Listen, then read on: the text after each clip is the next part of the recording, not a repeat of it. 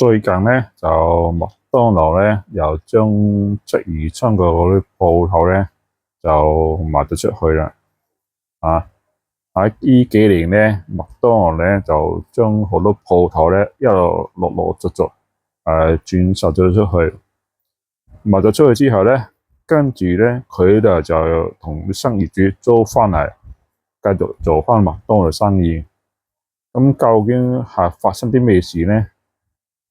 而家麥當勞好似對香港市道唔係咁睇好，好多時寧願揸住啲現金去做其他生意，所以咧好多時而家麥當勞咧，而家好多時咧就將啲鋪頭慢慢轉移出去。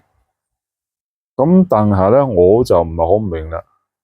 如果你既然睇香港市道唔係咁好，咁點解你賣完鋪頭之後，又要同新業主租翻個鋪頭過嚟做生意咧？真係呢啲真係搞唔明清楚，麥當勞究竟係做啲乜嘢？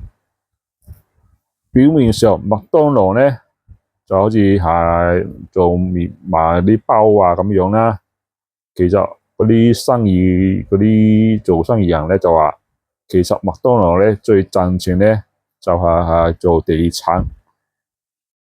佢好多時就識得好投資地產，炒樓啊、賣鋪啊賺生意咧。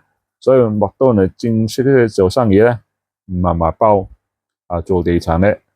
唔知大家睇唔睇到呢個問題咧？